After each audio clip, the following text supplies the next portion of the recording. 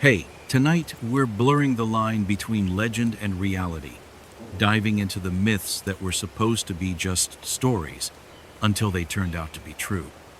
You've heard the tales of monsters in the woods, cursed objects, and ancient warnings passed down through generations. Most people chalk them up to superstition, but what if some of them weren't just old folklore? What if there's truth hiding underneath the fear? If you're into this kind of late night journey through the strange and unsettling, drop a like or hit subscribe. It really helps keep this going. And hey, I always love knowing where you're listening from. Drop your city and local time in the comments. Let's build this little global campfire together. Now dim the lights, maybe pull the covers a little tighter, and settle in because tonight we're exploring the scary myths that turned out to be terrifyingly real. In the deep forests of North America, particularly in the icy stretches of Canada and the northern United States, there's a story that echoes like the crunch of snow under boots quiet, eerie, and cold to the bone. The story of the Wendigo. It's the kind of tale you're told as a child to keep you from wandering too far into the woods. A gaunt, skeletal creature, taller than any man, eyes sunken, lips chewed away, with a craving for human flesh that only grows stronger the more it eats. Some versions say it has antlers. Some say its heart is a block of ice, but all of them agree it used to be a person. Most people file it under folklore, right next to Bigfoot and the Jersey Devil. Except the Wendigo isn't so easy to dismiss because there are actual case files. Real people, in real historical records, accused of becoming Wendigos. Not metaphorically, literally. In 1879, in the frozen heart of the Canadian frontier, a Cree man named Swift Runner walked out of the forest after a brutal winter. He was a fur trapper, built strong and tall, and once worked as a guide for the mounted police. But the man who emerged from the woods wasn't quite the same as the one who'd entered. Authorities had questions. Why hadn't he starved, like so many others had that year? And where was his family? The answers were horrifying. Swift Runner confessed calmly, by most accounts to murdering and eating his wife and children. He didn't claim insanity. He didn't plead hunger. He said the Wendigo had gotten into his soul. He'd felt it scratching inside him, whispering. His cravings grew until nothing else made sense. He killed and then kept killing, even when there was food nearby, even when he didn't have to. That was part of the sickness, he said. That was the Wendigo. The mounted police arrested him, tried him, and executed him. But not before the locals whispered about the real cause, how something in the woods had infected him, twisted his mind. This wasn't just madness. It was transformation. Swift Runner wasn't the only one. Throughout the 1800s and early 1900s, there were multiple reports of so-called Wendigo psychosis, a mental condition observed mostly among indigenous communities. The symptoms were always eerily similar: intense anxiety, depression, an overwhelming craving for human flesh, and the belief that they were turning into a monster. Some were locked away, others were executed, and some, just maybe, disappeared into the trees. Psychologists later tried to label it a cultural bound syndrome triggered by extreme starvation and isolation, which makes sense on paper. But that explanation starts to wobble when you hear that some Wendigo cases happened even when food was available. Or that whole families would talk about a member acting differently, speaking in a low, growling voice, avoiding firelight, pacing all night, mumbling about hunger no stew could fix. And then there's the darker layer. The Wendigo isn't just a creature.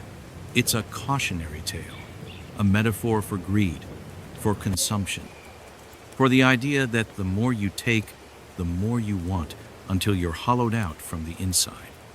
That's what made it such an effective warning in traditional Algonquian stories: eat too much, want too much, and you become something monstrous. Not overnight, but slowly, like frostbite creeping up your legs. But sometimes metaphors feel a little too literal. Modern sightings of the Wendigo still trickle in, campers deep in the woods reporting gaunt figures just at the edge of firelight. Hunters finding animal carcasses torn open, but not eaten, just desecrated. Cold winds that howl a little too much like a scream. And in every telling, the details shift slightly. The creature is taller, leaner, faster. Sometimes it's just a shadow. Sometimes it leaves tracks, but the unease is the same. A gut feeling that something hungry is out there, waiting. Skeptics call it hysteria, an inherited myth passed down through storytelling and reinforced by fear. Maybe, but Swift Runner's story is still in the Canadian Police Archives. The graves of his family are real. And even now, locals in parts of Alberta and Ontario still leave out tobacco offerings at the forest's edge, not for animals, not for people, but to appease something older, colder, hungrier.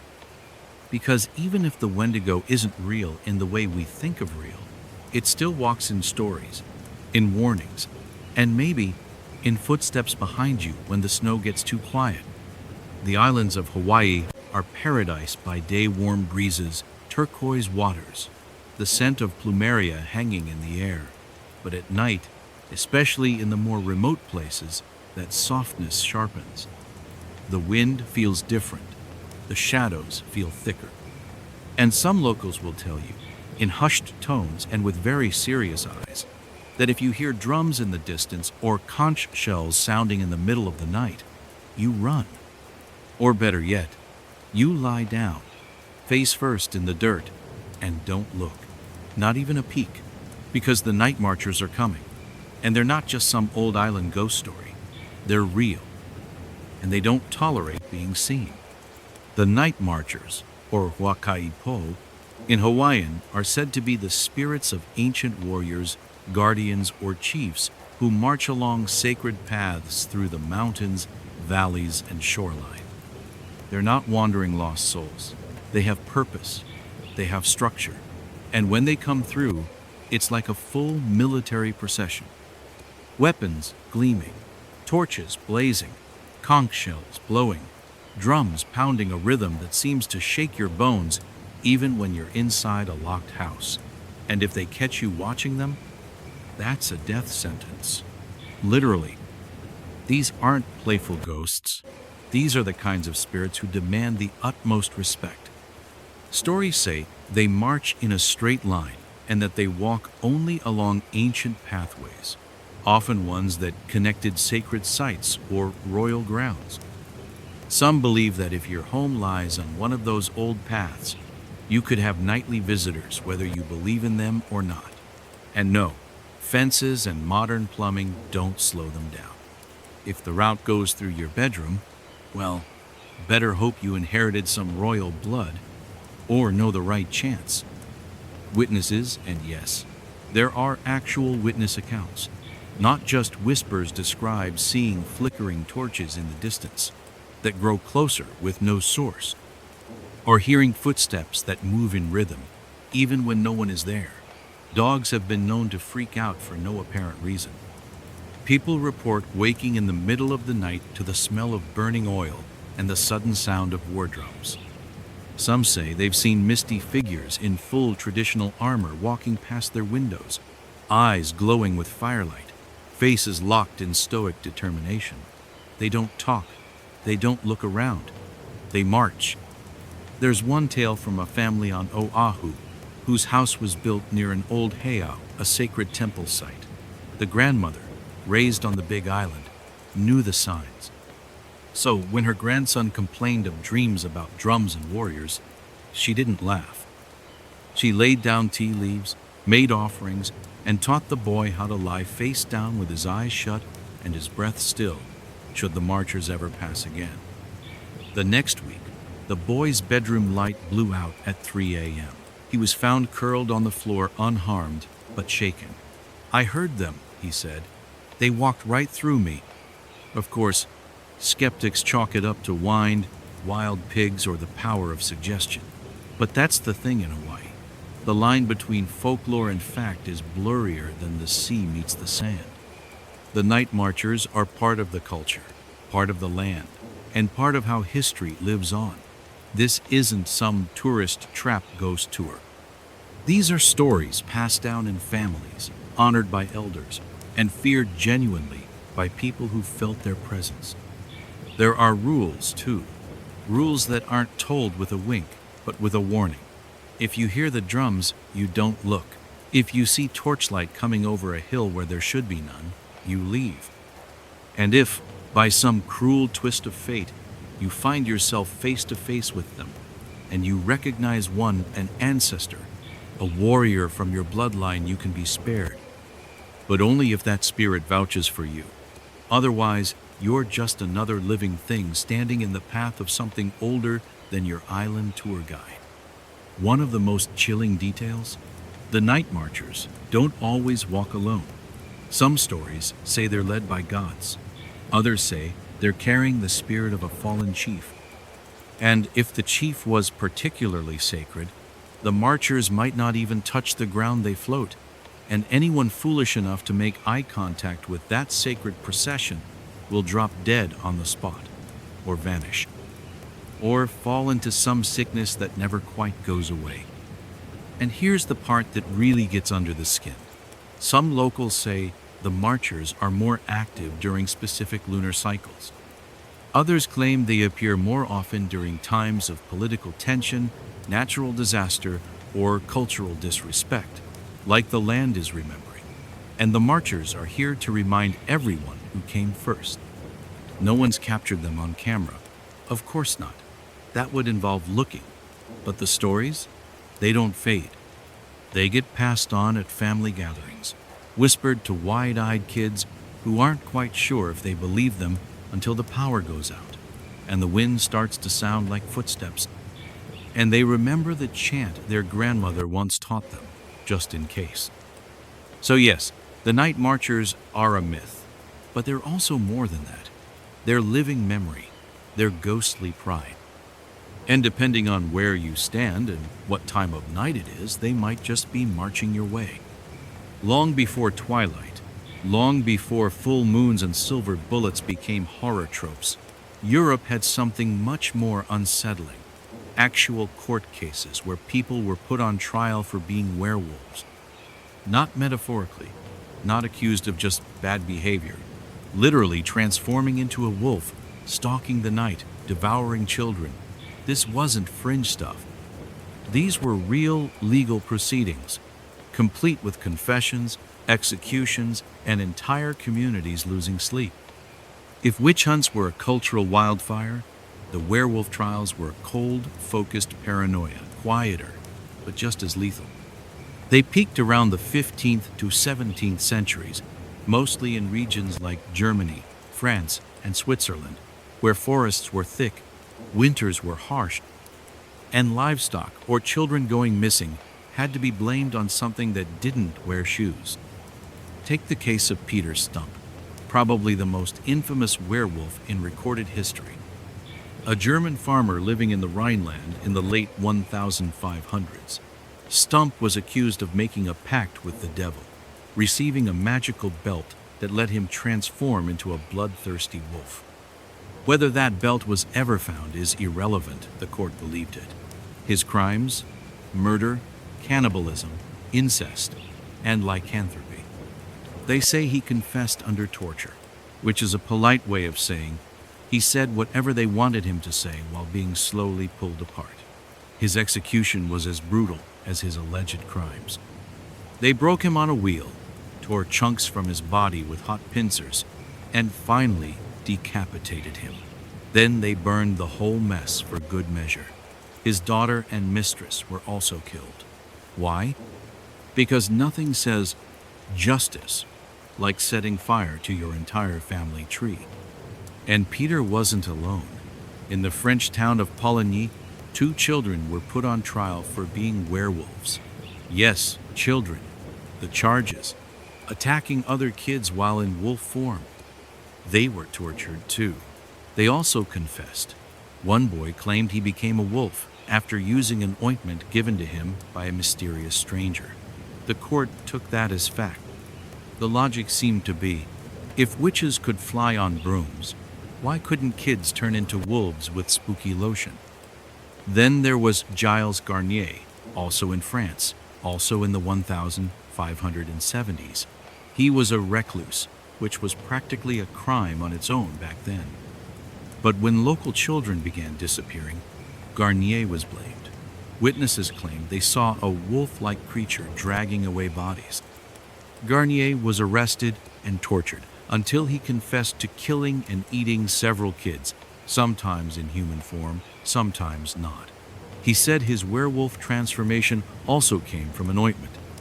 The medieval version of "the devil made me do it" was apparently "the lotion made me eat Timmy." He was burned at the stake. Even in places where wolf sightings were less common, fear of shapeshifters still found roots. In Estonia and Latvia, werewolf stories blended with pagan folklore and local traditions. There, some believed that people could willingly transform into wolves, not necessarily through a deal with the devil, but as part of ancient rituals or curses. One 17th century case involved an old man named Theus, who proudly declared he was a werewolf, but one of the good ones. According to Theus, he and others turned into wolves to battle witches in hell and recover stolen grain to ensure good harvests. He was, in his own words, a hound of God. The court, being a humorless bunch, was not impressed. He was flogged and banished. The question that still haunts historians isn't just why did they believe this, but why were people so quick to confess? One reason is obvious: torture. If you're racked, burned, or starved, you'll admit to anything: wolf paws, demon contracts, Tuesday night howlings included. But it's deeper than that. In a time where wild animals were very real threats and unexplained deaths often had horrifying consequences, blaming a werewolf felt strangely comforting. At least it gave shape to the fear. At least it made sense of the chaos. It's easy to dismiss this all as mass hysteria or the product of superstition. But peel back the werewolf fur and you see something else. A society desperate for control, terrified of isolation, and obsessed with purity. The beast within metaphor wasn't just poetic, it was political. The werewolf became a way to label anyone who didn't fit in.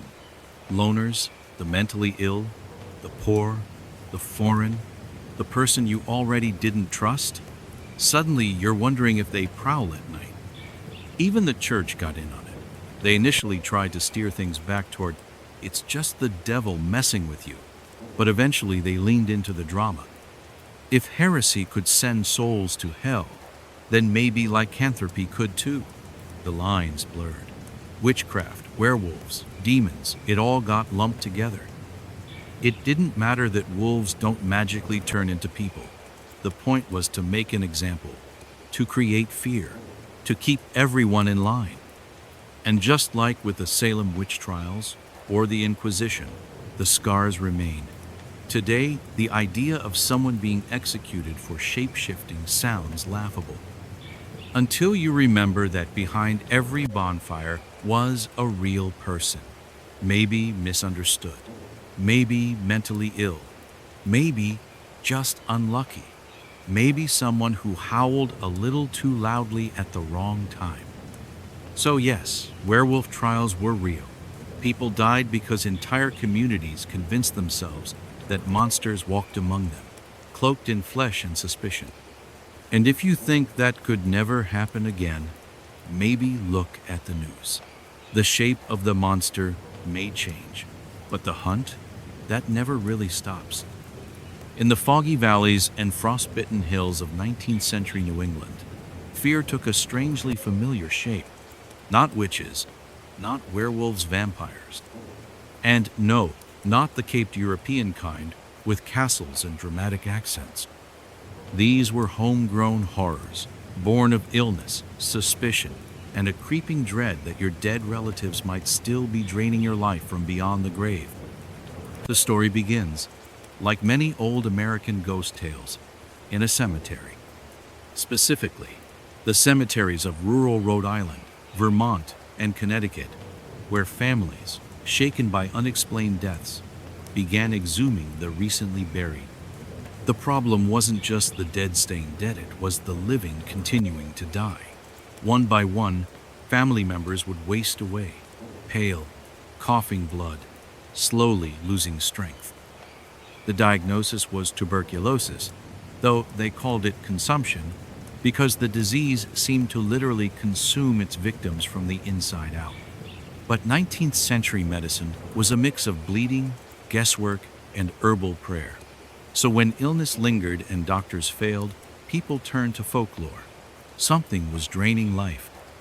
And if it wasn't a spirit or a curse, it had to be someone, or rather, something a relative, recently buried, not quite resting in peace.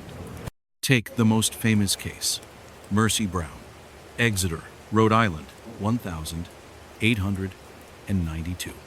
She was 19 years old when she died of tuberculosis, joining her mother and sister in the grave. Her brother Edwin was also dying slowly, inexplicably. The townspeople whispered, maybe Mercy wasn't really dead. Maybe she was feeding on her brother from beyond the veil. So, naturally, they dug her up. Mercy's body, unlike her mother and sister, had barely decomposed. Her skin was still pink. Her heart still had blood in it. That was enough. The villagers burned the heart on a rock and mixed the ashes into a potion for Edwin to drink. Yes, drink as a cure. It didn't work. He died anyway. But that wasn't really the point. The ritual wasn't medical. It was protective, superstitious, a way to feel like they were fighting back against a terror they couldn't see and didn't understand. And Mercy wasn't alone. There was Frederick Ransom in Vermont. His family exhumed him in 1817. His heart removed and burned in a blacksmith's forge. A woman named Rachel Burton was dug up and examined for post-mortem vampirism. In Connecticut, over 29 suspected vampire graves have been found, many with signs of tampering, bones rearranged, skulls decapitated, rib cages broken. It wasn't random. There was a system to it. If a family was struck by a string of deaths and the corpses didn't decay fast enough, which, by the way, wasn't unusual in cold New England winters, the community would gather. They'd open the coffin, look for fresh blood, bloating, signs of movement. If the corpse failed the test, out came the knives. The heart was burned, sometimes the liver too. Ashes were often ingested. All of it was supposed to sever the link between the dead and the dying. To modern minds, it sounds like a folk horror movie, but to these people, it was a logical response to a deadly crisis. They didn't have germ theory. They had patterns and stories, and those stories stretched deep. Many of these settlers were descendants of Eastern Europeans, where vampire lore ran thick. In some Slavic traditions, disease was seen as a vampiric force. It made sense that a familiar face could be behind it. But why tuberculosis specifically? Because it was slow. It gave the illusion of stalking. One person got sick, then another, then another. They didn't drop all at once. They faded, hollow-eyed and gasping, as if something had latched on and refused to let go. It looked personal, and sometimes it was. The idea of the dead being emotionally tied to the living wasn't new. Some vampire stories claimed the undead targeted those they had loved most in life, that grief itself could feed the grave. Even stranger, some bodies really did look fresh when exhumed. That's not supernatural, that's science. In certain cold, sealed environments, corpses decompose slower. Gas buildup causes bloating. Blood can pool and seep. These were misunderstood signs that fed the vampire mythos. But knowing that now doesn't undo what people felt then. Imagine standing in a frozen graveyard. Watching neighbors light a heart on fire, hoping it'll save your child, that kind of fear leaves marks. By the early 20th century, as medical understanding improved, the vampire panic faded. The dead stopped being blamed. Tuberculosis was renamed, studied, and eventually treated. But the scars remain. Mercy Brown's grave is still visited. People leave coins, flowers, notes. Sometimes they come out of curiosity, sometimes to apologize. Because whatever you believe, she wasn't the monster. She was the victim twice. And her story, bizarre as it is, echoes beyond her grave. It reminds us how thin the line can be between folklore and fact. How desperate people will search for meaning when the world stops making sense. And how sometimes the scariest myths are the ones that bloom from something real. So yes, the New England vampire epidemic happened. Real graves, real exhumations, real hearts burned on real stones. And while science may have laid the legends to rest, the shadows they cast still flicker in the corners of history, waiting for the next cold wind to stir them awake. They show up at night, always at night, pale, quiet, and just a little too polite. You open the door and see children, or something child-shaped. No expression, no emotion. Just wide, inky black eyes that reflect no light, and soft, monotone voices asking if they can come in, just for a phone call, just for a drink of water, just to use the bathroom. Just a minute, they promise. The reports started trickling in during the 1990s, but some claim the sightings go back further. A journalist named Brian Bethel wrote one of the earliest and most widely circulated accounts in 1996. He was sitting in his car when two boys approached, asking for a ride home. At first, they seemed normal until he noticed their eyes. Solid black, no whites, no irises, just voids. Then came the rising wave of dread, the sudden realization that these weren't kids in trouble, they were something else. And whatever they were, they needed permission to get inside. That's the unifying detail in nearly every story. They have to be invited in. Whether it's a car, a house, or even a motel room, they can't or won't enter without consent. Some compare them to vampires for that reason. Others say demons. A few call them extraterrestrial. None of the options are especially comforting. And then there are the patterns. Witnesses often describe overwhelming fear, nausea, or even hallucinations after an encounter. Pets hide or go berserk. Electronics glitch out. Some people who've let the children in against better instincts have later reported illness, nightmares, or a long string of misfortunes they can't quite explain. These aren't isolated cases either. Reports come in from the US, the UK, Canada, Australia, even Japan. The descriptions are almost identical. Pale skin, outdated clothing, soft voices, and those impossible eyes. Sometimes it's two kids, sometimes more. Sometimes they're alone. But always, they ask to be let in, and always. The atmosphere shifts when they appear, the air gets heavy, the temperature drops, time feels strange. Skeptics chalk it up to sleep, paralysis, internet copycats, or just modern folklore mutating in real time. They point out that in all the stories, the children never seem to force their way inside. No doors kicked in, no home invasions, just cold requests and intense unease. But believers argue that's exactly what makes them more disturbing. They don't need to chase you. They just wait until curiosity or politeness cracks the door open. There's even a kind of etiquette forming around them. Don't talk to them. Don't answer. Don't open your door. Some people leave bowls of salt by the windows or burn sage, just in case. Others sleep with the lights on. A few write about their experiences in forums and disappear shortly after. And no one really knows what happens if you let them in for good. Some stories hint at tragedy, family pets dying, houses burning down, mental health unraveling. But other tales just stop cold, as if the storyteller vanished before they could explain. It's the kind of lore that doesn't just live in the dark corners of the internet. It spreads like static, whisper to whisper, shadow to shadow. So maybe they're just an urban legend, a digital age boogeyman, a modern fairy tale designed to make us second guess a knock on the door at night. Or maybe they're older than the internet. Maybe they've always been around, changing form, changing tactics, waiting for you to be just scared enough to open the door, or polite enough, or lonely enough. Just remember, when they come knocking, they won't knock twice.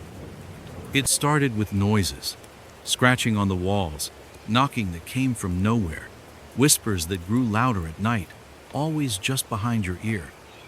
The Bell family of Adams, Tennessee, thought it might be rats, or the wind, or something else entirely. It was the early 1800s, and they had no idea they were about to become the centerpiece of America's most famous haunting. The Bell Witch didn't float in like a friendly ghost. She kicked the door in and made herself known. It began in 1817, when John Bell, the family patriarch, started seeing strange animals on the property creatures, with dog bodies and rabbit heads, or birds that vanished in a blink. Then came the physical attacks.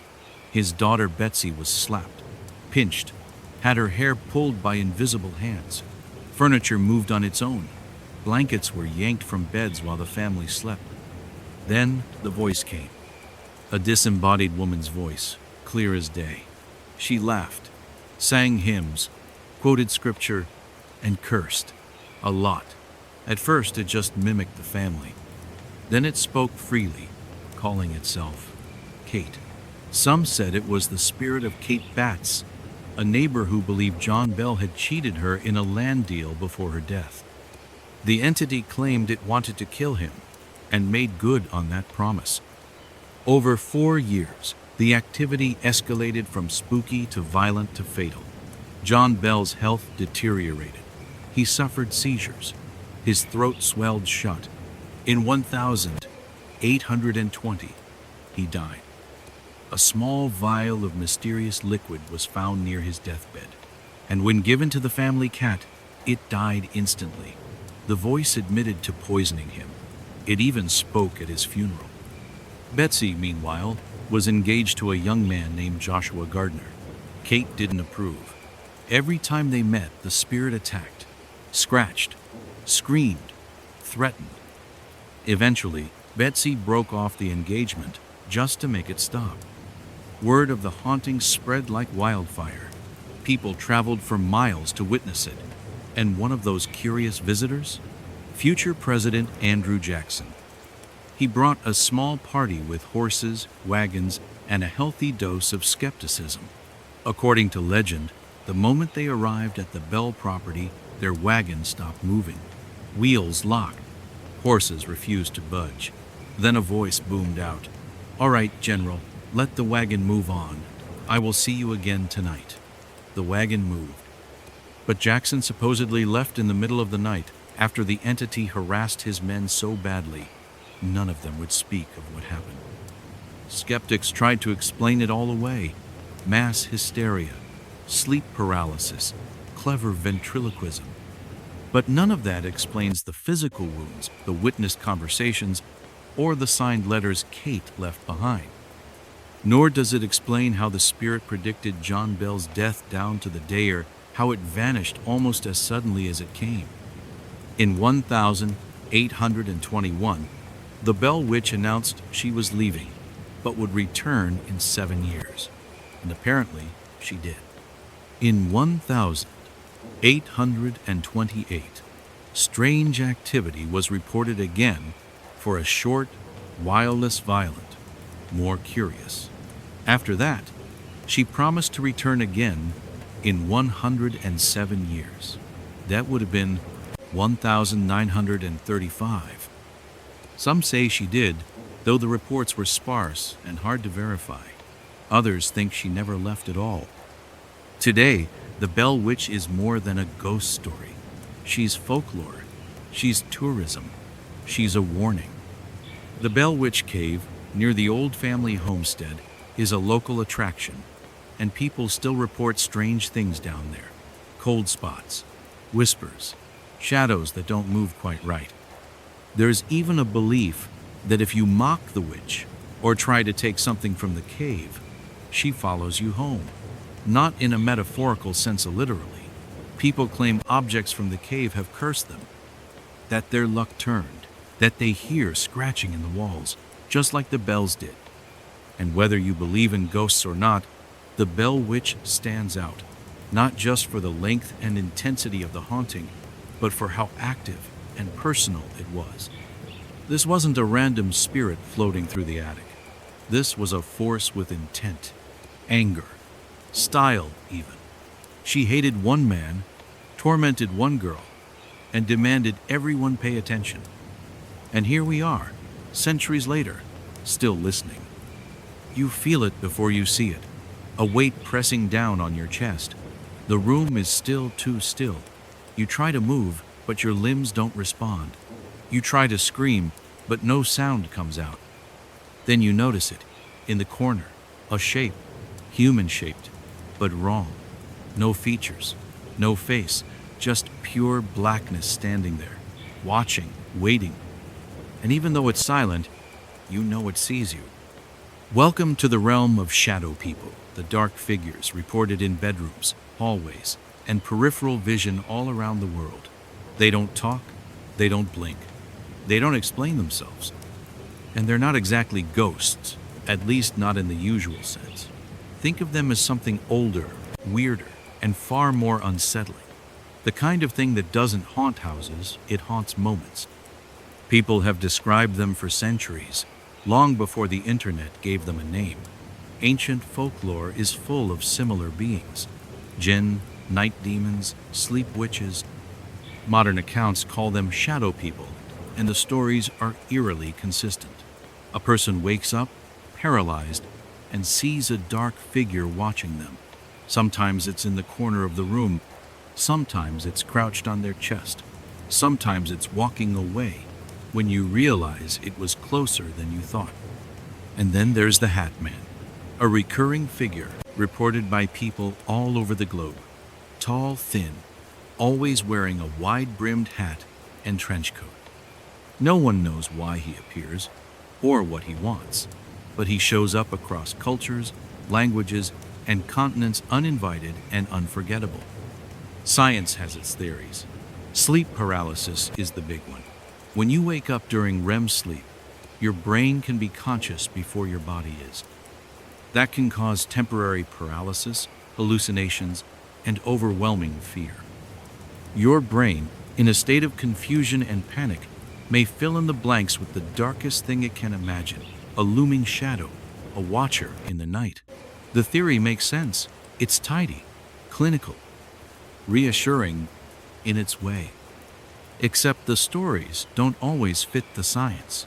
Some people see shadow people while fully awake, driving, working, walking down a hallway. Some report multiple witnesses seeing the same figure. Others claim the entities interact with the environment, knocking things over, opening doors, whispering in voices no one wants to remember.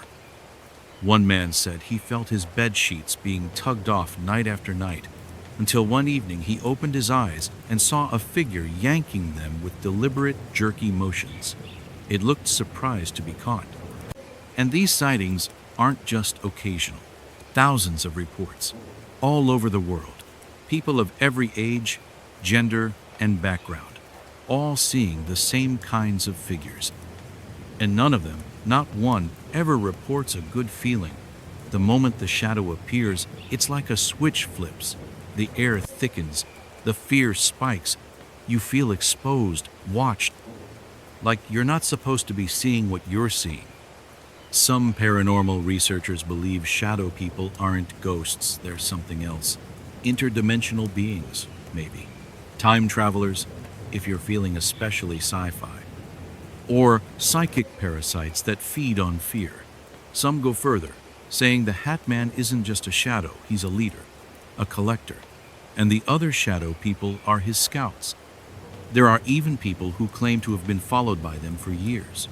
The shadows show up during times of stress, depression, or illness. Some say the more you acknowledge them, the more they appear. Others say they tried to speak to them and immediately regretted it. One woman swore that after whispering, "I see you," to the figure at the foot of her bed, she didn't sleep again for 3 days. Every time she shut her eyes, it got closer. Of course, skeptics argue this is all just the mind under pressure. Nightmares, sleep disorders, a collective delusion built out of scary bedtime stories and internet forums. And sure, that might be true. But then there's the fact that no one ever sees a friendly shadow person. No one ever says they were comforted or protected by them. The encounters are always the same: silence, dread, presence, watching, waiting, not attacking, not helping, just being there. Like they're studying you, like they're learning. And every once in a while, someone says they made eye contact. No eyes exactly, but something you can feel behind the darkness, a pressure, an awareness.